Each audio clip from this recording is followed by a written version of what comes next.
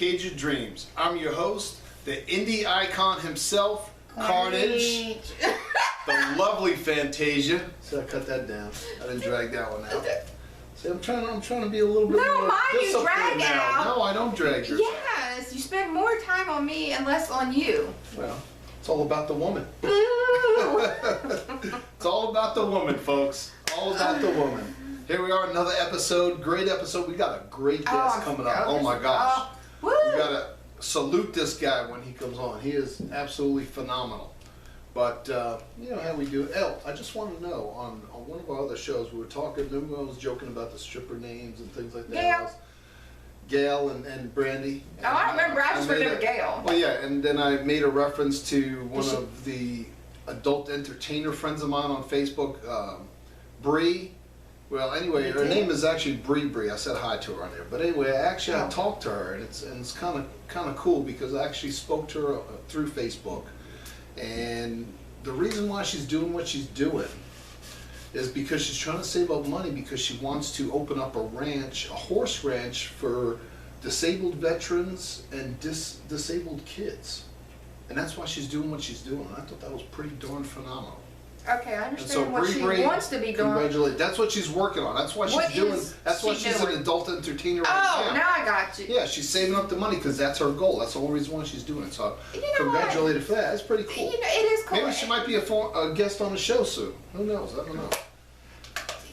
Okay, to each their own. And I'm going to tell you right now, if you are comfortable with what it is you're doing and you can go to bed every night, lay your head on a pillow and feel satisfied, then you do not worry about anybody else. Because I'm going to tell you, look, I just told somebody this the other day. Look, I got my paper going here. Yeah, look out. Yeah, look out. It's got staples in it. No, but let me tell you something. Society does not determine your success. That's right. Okay? Right. Your accomplishments are established and satisfied based upon your own opinion and what you can do and get done on your own. So don't pay attention to society. Everybody wants to, oh, she's a stripper, ooh. Oh, she's an adult entertainer, ooh. Oh, he does this, he does that, ooh. No, Your success comes from you, not society. No, I got that out. And let the haters hate. Hate, baby, hate, because I don't give a... Okay. Shiznit. There we go. There you go. I keep it PG. Well, you know what time it is. It's the Carnage Top 5. It's my favorite time of the show. I do random top 5 things out there. Could be anything. She doesn't know what they are. I have no clue. And that's the best part. And so this top 5 this week are the top 5, and these are science-backed reasons being single is good for you. Okay, let's hear it. Okay. It's top 5. So we're going to do this. It's number 5. Number 5 on my list is... No, wait a minute. You sleep more soundly. Wait a minute. You sleep more soundly. I love that girl. Oh my God. Yeah, don't hate. I'm not. Anyway, you sleep more soundly because you don't have any stress, you're not worrying about anything, and so you sleep better at night being single. Well, I think when you would sleep better at night as single because there's no snoring, no kicking, no. You got more of the bed too. You know what? I've got 6 dogs, 2 cats. A bed doesn't exist to me. I have no bed. I get a piece of the pillow, a corner of the sheet, and I'm off the edge of the bed. That's life. But I'm sorry. I get that. Okay, go ahead. 4. Right, so number 4 on my list is you have richer friendships, meaning you spend more time with your friends and have better friendships and things like that. So it kind of enhances your That's not how I took that, but okay, I got you now. No, not I thought you were talking about monetarily, no. No, I thought you were talking about like friends with benefits. Oh, no. Oh. No, I wasn't even going there. Well, richer friends, I don't know. Okay, go ahead. Okay. You spend more time with friends. Just say that. Well, I was... 3. Okay, number 3 on my list is you're more resilient in your life. Really? Yes, you are. You very much.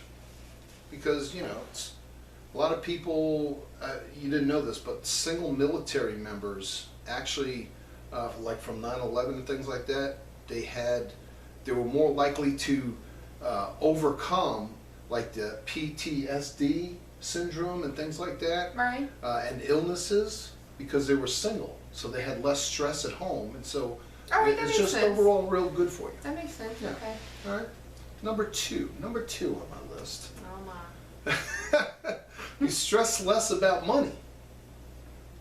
Because in relationships, you're all worried about who's going to pay the bills, or you got to go out to dinner and all of this, and it's usually for two people, whereas when you're single, it's just one, so, you can... Oh, see, I took that the wrong way too. Wow. Well, no, because I'm like this. If you're in a relationship with somebody, you're stressing over money, not because of that aspect of it, but Well, you're no. stressing over money because she got to have the biggest rock on her finger every day of the week. She's got to have this Well, nails yeah, and that's whatever, true, not yeah. high maintenance. You She need to wants get the high- yourself a low profile, happy, easygoing woman or man that wants to spend time with you, sit on the couch with a thing of popcorn and watch a rented movie you got. Yeah. See? Okay. And that doesn't So- cost much, see? So there you go. And Less it's money. about quality time together, not the girls. You need to get with it. Go I ahead. know, there's a lot of them out there. Tonight. Anyway, number one Alright. on my list, you're totally in charge of your happiness. Well, you're always in charge of your happiness. You can't know, but get somebody don't sometimes- make you happy. See, that's where people go wrong. I get that. So you don't open this up. Okay.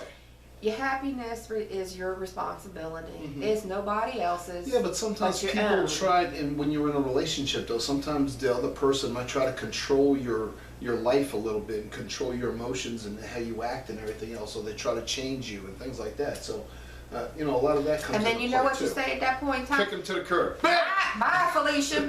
That's What right. you got those socks Uh, on? Well, you told me you were going to wear socks today, and you didn't. No, I'm actually. And so we're not gonna put this on. I I'm did. barefoot I'll today. put mine on the air. I don't know if they can see that, but I got my skull socks on. Those are pretty cool. Can you see that? Skull socks. Okay, put them there. Okay. I'm not Anyway, showing you my It was feet. supposed to be sock day on Cage of Dreams, and she messed I up. wore flip flops. She wore flip flops. I Okay. messed up. Anyway. Oh well. All right. That's a pretty cool top 5. Well, now there we That's go. pretty cool. Now we're going to go to the lovely Fantasia's segment. Yeah, the tag team Tag rescue. Team Rescue. Um, So go ahead. The first one that I'm going to highlight is Animal Alliance, and they are out of New Jersey, and unfortunately they are so swamped with they've had actually some cases come in from, I believe, a boarding or hoarding situation, so unfortunately they couldn't get back to me in time to submit some pictures for us to display, but I did say, respectfully, I wanted to mention them and give out their website address, which will be at the end of the credits of the show, because they are so busy. So, and I'm glad they're busy. I don't want to interrupt that, but please give Animal Alliance out of New Jersey some credits, and go check them out at Animal Alliance New Jersey NJ.org. They are swamped right now. So anything, adopt, don't shop if you're That's looking right. for them. And you don't have to be in New Jersey to adopt from them. That's where people like me come in place, where we can transport from one state to another. And we as the rescues will take care of all that for you. So yeah, I just want to give them a shout out too. Shout out. And the next one that we are going to talk about is out of Memphis, Tennessee, and it's called the Rescue Way Station. And our first one we got is Stitch. Look at that. Yeah. Stitch was actually named from the Walt Disney movie Lilo and Stitch, because he's a pointer mix. He is fine with other dogs when everything is calm, but is reactive when there is a lot of noise and excitement. So he needs to be in a home where he is the only pet, because this will be most suitable for Stitch. Right. He is great with everyone he has ever met and is very affectionate. So, and with these rescues, all animals are spayed or neutered, up to date on vaccinations, microchipped, and heartworm preventative, flea preventative that works. So you're getting a really good pet from, other than, we won't say the breeders and puppy mills, which, you do get them from there, but it's adopt, don't shop. So. That's right. Next up we have Buttercup. Look at that. Didn't mean to cut his tail off, but that's, sorry. You cut her tail off. I'm sorry. She is, She does have a tail though. she's got a tail. Yeah. She's dog friendly, but not with every dog. We have not been able to determine exactly what characteristics she likes in other dogs, but she has been exercising with a very submissive dog on a daily basis. She is cute and lovable. She makes grunting noises, so we call her our little pig. So that is Buttercup. Oh, you did cut her tail off. I did.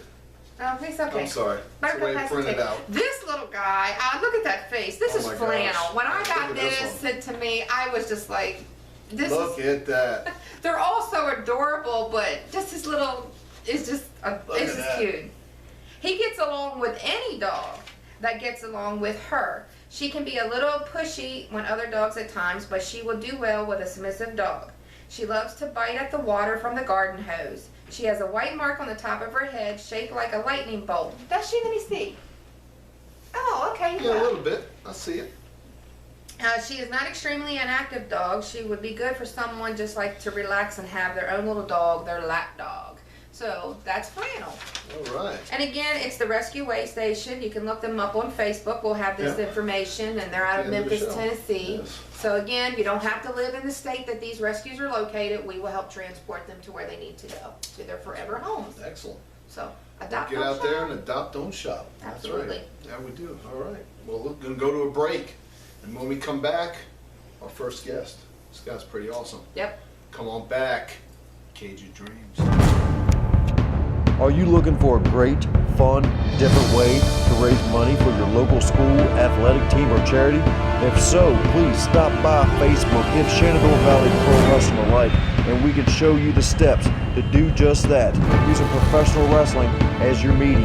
And thank you very much for watching Cage of Dreams with Carnage and Fantasia. Welcome back to the Cage of Dreams. I'm your host, the indie icon himself, Carnage, and along with the lovely Fantasia. And our guest this week, my man Horace. How you doing, my man? Good, thanks for having me. Good. Hey, man, Thank you. Pleasure. All right. Your man? My man. Your man? You just met him, so now he's your man. I know, but we got a little bit of background together, as a matter of fact, because we actually worked for the same company at What? one time. Yeah, he worked for Sally Mae, and now I worked for Sally Mae, and then I Well, found let me out, just leave the set then. and I found out that my man son went to Fork Union, which Yes. was my very first wrestling match I ever had was at Fork Union Military Academy. See, we're boys like that. Moving right along. Moving right along. Anyway. My man Horace here. See, he's my man now. so- Okay, we got that established already. Let's move this on. But no, you've done some great things. Thank you. And I know we thank you for your service first and foremost. And so you tell us a little bit about. I know you started in the military, and then you kind of worked your way to what you're doing now. So let's go back a little. Well, I gotta, before we proceed, are you still in Yes. law enforcement? I work for community college, and I'm a safety officer right now. Okay, whew, Yeah. now I can relax. Yeah, you don't have to hang. Okay, when you start hearing this story, I know you probably read some of what was written on the Cage of Dreams Facebook. I'm nervous right now.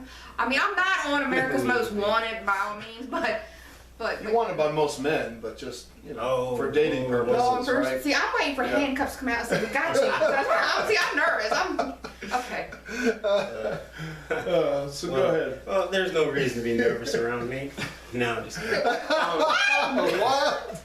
First I gotta say, I've been a big fan of wrestling Oh, I ever knew since the it. Prince William County Fair. Oh my goodness. Back in the early 80s, Chief Wahoo McDaniel, Bob Backlund, and I just, That's a long just been time ago. I've been a wrestling fanatic all my life, and that's pretty cool because you guys bring entertainment to people, and a lot of people go, oh, it's this and it's that. It doesn't matter, it's entertainment. That's right. You see a 230-pound man pick up a 300-pound man and slam him to the ground. If that's not entertainment, there's nothing that's entertainment. Is he saying that E word? Yeah, he said entertainment, but that's okay. E-word. Pro wrestling, Uh-oh. but that's all right. We'll let him go Okay. because he wasn't Thanks. law Well, no, enforcement. okay. I feel like It getting is beat up enough. entertainment. I mean, it's also It's entertaining for the fans. it's sports entertainment Yeah. because them he didn't 300 say pound that. people can't pick up them 300 Yeah. pound people that stay in shape and so Yeah, some of them see are. he's making me nervous. Okay. Well, I've heard that I can make people nervous, and I really don't mean to do that. I kind of find myself a different animal, amongst vets. I'm one of those guys that didn't seek help when I needed to seek help when I first got out. Now I'm scared. No, well, just, Can I sit over there? No, Oh. you're fine. You're No, fine. I know I'm Yeah. fine. That's my boy. Well, I know you're fine Okay, too. so So you- is everybody out I'm there. sorry. You're fine. Let's go proceed. I spent 8 years of my life in the military. Right when I first got out of high school, from 88 to 92, I was a Marine. I was in the infantry. I was gonna say, was that Army or Marines at the That time? was the Marines. I Okay. went into the Marine Corps first, and I went in kind of young and naive and just hungry. And Brad would tell you, he's the cameraman, by the way. He's Yeah. about behind the scenes. Yeah, we got Brad Also here the with us wrestler. today, yes. you know, I was a class clown. You know, I like making people laugh, and I'm always the kid that was in mischief, and you know, the teacher turns her back or whatever. I'm throwing spitballs and getting in trouble, and you know, just mischief and whatnot. And That's you know, Brad. Back in the 80s when we grew up, you know, it was like the worst thing that could happen to you. You had to go get your butt paddled for mistaking. So I used to get worn out in middle school. Mr. Mason with that paddle with the aeronautic holes in it, you know. Oh, yeah, that puts on yeah. What? Yeah, that was I've seen back in those. the day. No. So I grew up with a lot of structure and discipline. My mother, she passed away Christmas of 2015, December 22nd. Oh, sorry to hear that. Oh, thanks. It was rough, and she's in a better place now. But you know, that was a rough time for me because at the simultaneously, I went through a divorce, and I'll kind of tie all this story in together. She just did not play. You know, she believed in spanking, and you know, when you messed up back then, your parents would spank you. Old school. You know, my dad didn't. He was real laid back. Hey, Dad. He was like kind of like the balance, the yin and the yang. My mom would be real strict, and he would let me do what I wanted over the summer and stuff. And I grew up in separate homes. But just to kind of move this along, I went into the Marine Corps with a very athletic background. Wrestled, played basketball and football, which was my niche. And the physical aspect of it, that didn't bother me. But what did kind of get to me was just that flip from going from the happy-go-lucky, kind of Urkel-like guy, you know, that could run and jump and do all that stuff, to like, you know, you're no good, you're a piece of crap, you know, and there's this voice that we all Marines can just switch to this right like this, and you know, it's not even a fake thing, it's just how you act and talk. But you got men that speak to you like this, get your ass over here, you're not crap, you're going to send it home. And to make this story kind of short, it's 3 months of hell. You know, back then it was very hands-on. Nowadays, the way social media works and the way Twitter and Facebook, I mean, you can just ruin somebody's day with a couple words, you know, but back then things didn't move. Pager technology wasn't even here. Right. So I went through 3rd Battalion Hotel Company, which we called Hell Company, and there was just 3 pit bulls that were on our butts. I mean, from the time we got off on those yellow footprints and, you know, getting the afro shaved down and, you know, everybody just thrown into like, you know, you don't even know what to do, you can't do anything right. And then they're telling you, hurry up, slow down, move, and you say yes sir, and this, that, and the other. And you're not allowed to speak to anybody, not person to your right or your left, and you learn to lock in this 1,000-yard stare. And what they're trying to do is transform like somebody like me, who just basically happy-go-lucky kid and, you know, everybody's friend and no drama, into a war machine. And they have to do it quick, and they try to weed the weak out. And we started, there was a couple guys that came from Manassas that didn't even make it. I was 3 of us we ended up on the footprints together, and we started off with 112 people in our platoon, and we graduated 37. Wow. So they put us through absolute hell. I mean, I'll say it now. I mean, you can YouTube stuff for yourself, and you know, they would hit us, and you know, you couldn't do anything. Even if you were doing something right, you couldn't do anything right. So anyway, I made it through boot camp, and I was proud, and I went in on an open contract. I ended up on the West Coast. Now, I'm transformed into this pretty nerdy kid, you know, a war machine. Now I'm in infantry school. And now that basically is the same mentality. And the schools were tough, but they try to teach you a little bit more, you know, how to like patrolling and how to use compasses and how to find yourself in the woods, how to survive, how to, you know, how you patrol, how you find the enemy, how you know, engage the enemy, how you ambush, just all these things. And in the Marines, we did something called humping. That means you put about a 70 to 100 pound pack on your back, and there was these hills, I won't say the bad word, they were called Mount MF, and the microwave and all these hills. And just for fun, I mean, it's like 20 miles of just going up and down hills, and just, it's conditioning. I mean, the straps would be digging in your shoulders, the Kevlar digging in your head. I mean, you just get blisters so bad on your feet where they turn into blisters, then they rub into the meat, and then they pop and they rub into the bone. and you stop every so often, you powder your feet, throw some socks on, and then you move out. In the meantime, you're with your bros, you know, you're doing this together, and you just want to make it. You want to finally get to your unit. Made it through there, and I was a great PT guy, physical fitness. You know, I max out and do my 20 pull-ups and, you know, my 80 sit-ups in 2 minutes, and, you know, run 3 miles. And I think I was around 19, 20 back when I could fly. You know, it's just that always got me over. You know, I like PTing and exercising with the guys and stuff. Finally made it through all my training, and I ended up on the USS Ranger, which is an aircraft carrier, because I kind of looked pretty good in my uniform. I had that thin build and, you know, that kind of, you know, dress blues and stuff. And basically we did the shipboard security, and I was orderly for the admiral of the ship. So everywhere he went, I went. And we did a couple Westpacks, and that's when you go to Australia, Hong Kong, Thailand, Philippines. Thailand. And it's a lot of fun, but being thrown into that much so fast and so young, you know, you do kind of what you do in Rome. So if you're in Thailand now, we're drinking like something called soju and mojo and stuff I had no business drinking, you know. I started getting in a little bit of trouble on the side with all of my friends. You know, we would go out and, you know, unfortunately, I can laugh about it now, we would get into sailors, you know, here they go. They're in the bar, you know, and we end up getting into physical confrontations and things like that. And that was kind of a norm for the first 4 years. It was a very physical time in my life. I wasn't a fighter before I went in, and then I come out pretty much a boxer. Even on Fridays, we'd get in a boxing ring. We'd put 10-ounce gloves, and we would just fight. If you were mad at somebody, you would fight, and then you would go out. There was always a reason for them to secure a libo, is what we called it. Your liberties when you have a pass on the weekends or whatever, because something wasn't right. It didn't even have to be you. They believed in group punishment, so they just kept us high-strung. So when I finally did do a real deployment, not just a Westpac, you know, when it's real, when you have a weapon in your hand and you have, back then it was the Republican Guard. Now they call it everything else under the sun, but back then that was the enemy. That was Saddam Hussein, and these guys were supposed to be like just the thing that could stand up to the Marine Corps. And then, Where was your deployment to? it was actually to Kuwait. Kuwait, okay. In 1991, I was there for Desert Shield and Desert Storm.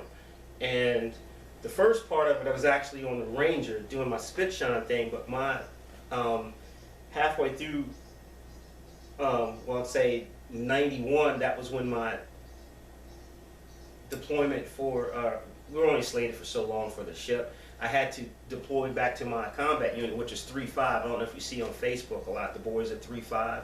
That was actually my unit, and they were actually boots on the ground. But these guys are trained up. You know, all I had was the training to be an infantryman, but I never actually had to do it. So that was kind of a scary time for me to transition from the spit shine guy that's making the admiral look good, making the ship look good, and basically guard duty. And now I got to be boots on the ground going to fight these Republican Guard guys or whatever.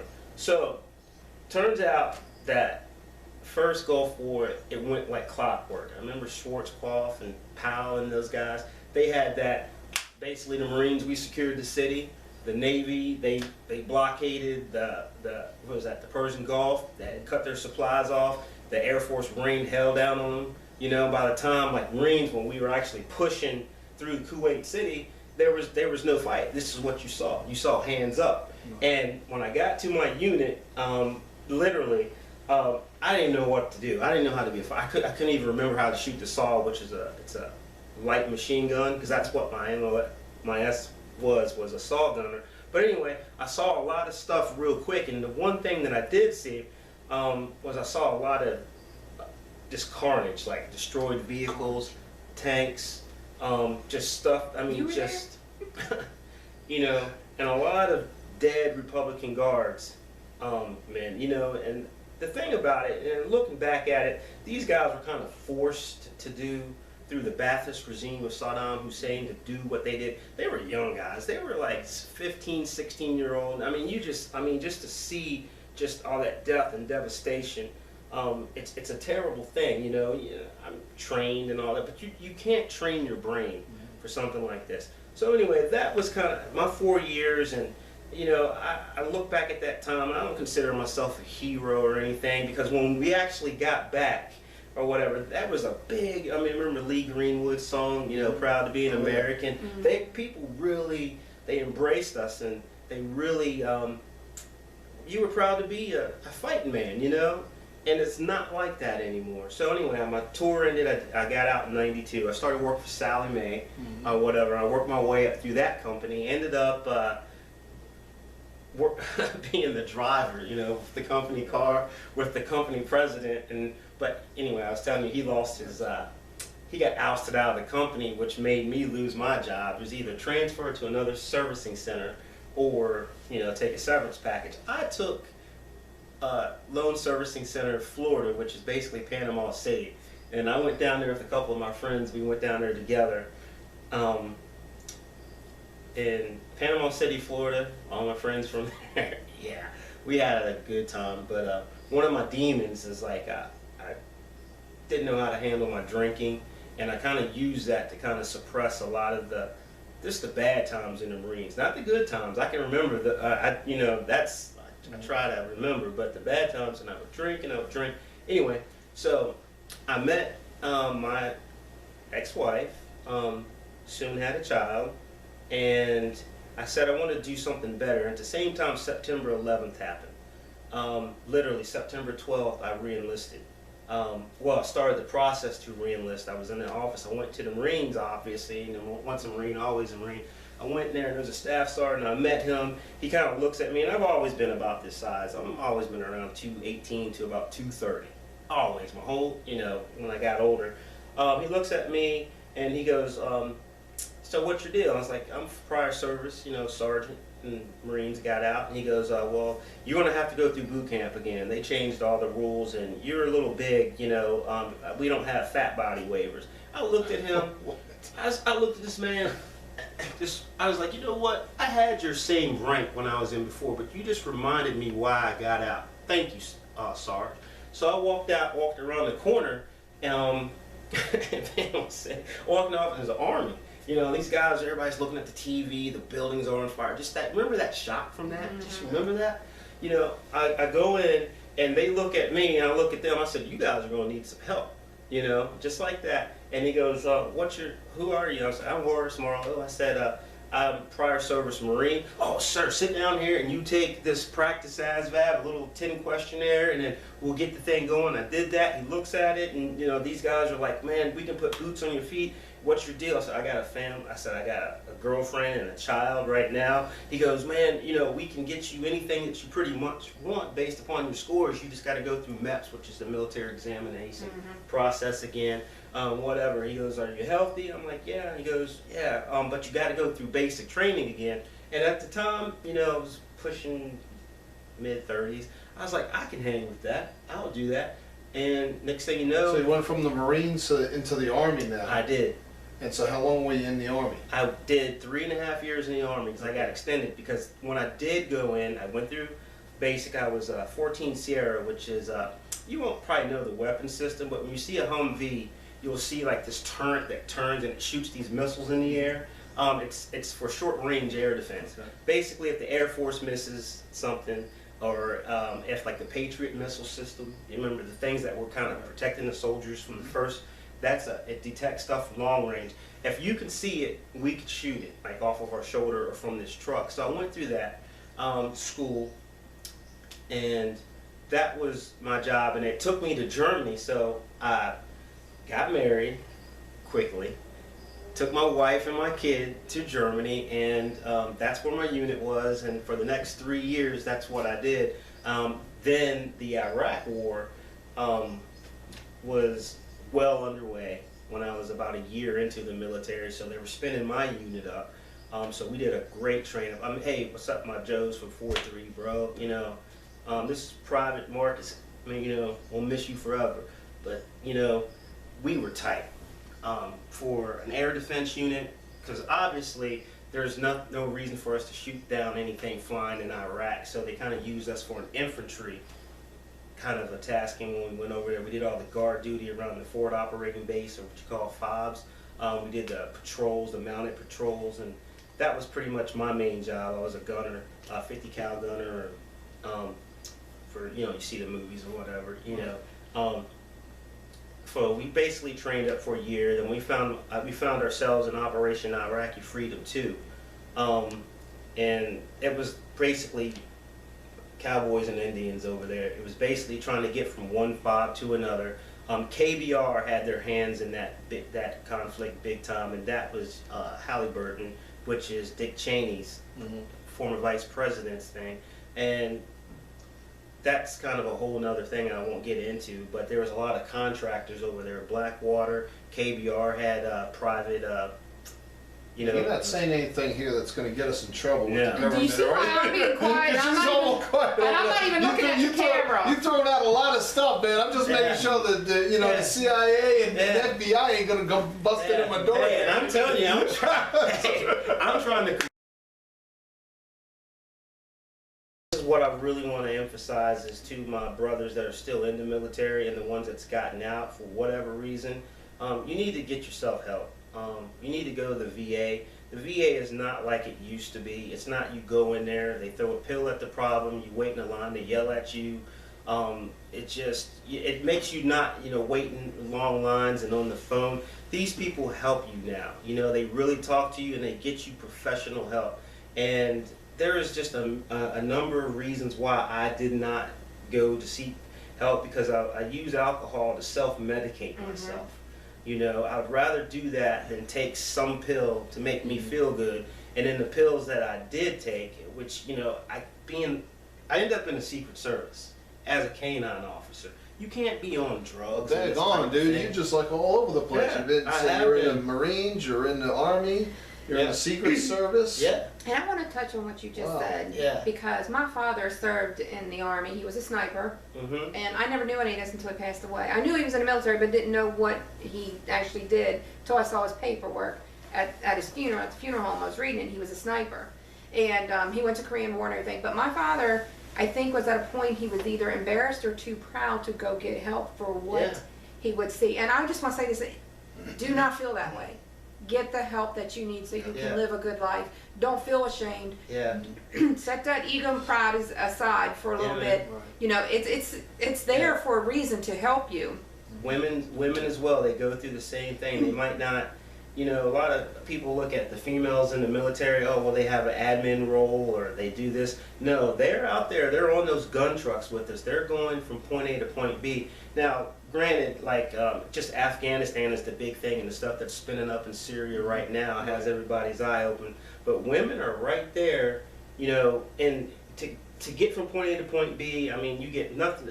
The bare minimum, kids, like the Iraqi national kids or wherever you're at, they throw rocks at you. You know, when you're going through the city, I mean, you get pot shots, and, you know, it's the same thing. Women can be just as stubborn as men. Because I was kind of like your grandfather. I never knew anyone that could be as stubborn as men. I do. You know, this has affected me. I had a beautiful wife. I had 2 great kids. The one that went to Fork Union, Tyson. Hey, buddy. You know, he was like their #1 student there, and they get kids from all over the world. And my young son, he was an athlete, and that's kind of one of the things that Brad probably knows. I was a coach. I coached football, Little League football, baseball, and all this stuff. But in the meantime, I'm doing all these things, and I had worked my way eventually into the Secret Service. You know, my self-medication, my alcohol or whatever, and then living over there in West Virginia, you know, hey, you know, I'm Mr. Squared Away guy or whatever in people's eyes, but I would go find them boys that made that moonshine. Right. And I would sit down in my basement, and that's just kind of what I did, and it took its toll and stress on my marriage. And then my ex, in 2014, we split up, and she went back down to Panama City, where she loves. And later on, I tried to, you know, just coming home every day, to go down there, and I totally got out of law enforcement. I went to massage therapy school. What? Yep, passed it. Down in Florida. I did. Yeah. There ain't nothing wrong with that. Oh, trust me, there's nothing wrong with it, but you're going from the Marines to the Army to the Secret Service to all of this other thing to a massage therapy. That's like Yeah. 360. That's crazy, man. Well, And you I do thought- well with that?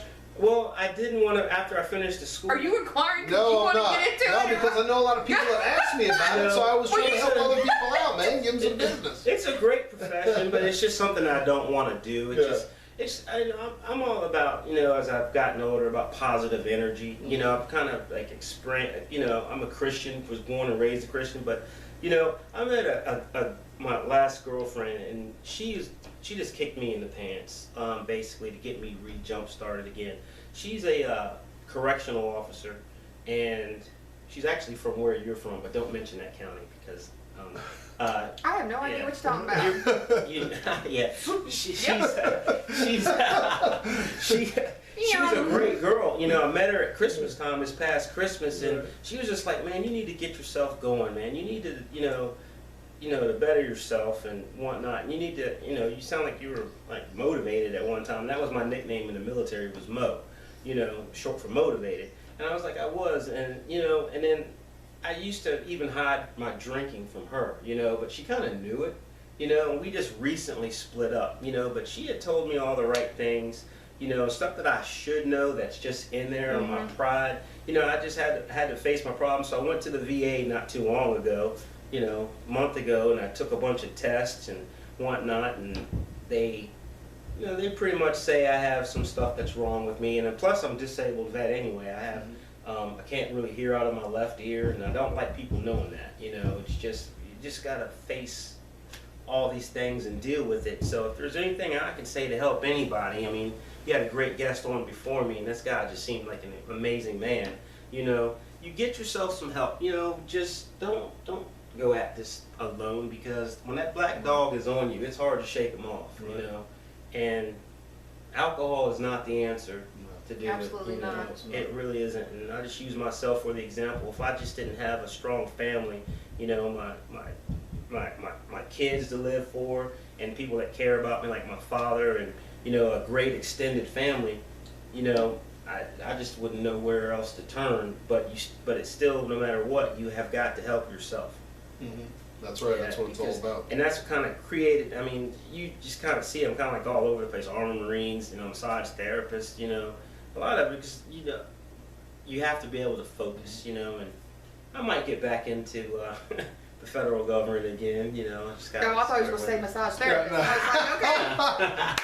Hey, All right, well, we're almost out of time, but Yeah. I wanted to thank you, man. I Yeah, appreciate you, man. I appreciate Yeah, everything right you've on. done for the country man. and for It's all everything. good, and, man. Absolutely. keep Yeah. doing your thing out there, whether And I it's just- massaging or beating people up. It's all good. No. I want to thank our guest for everything that he has Yes. done and accomplished, as well as not mentioning the Washington Redskins. Hey, Thank you.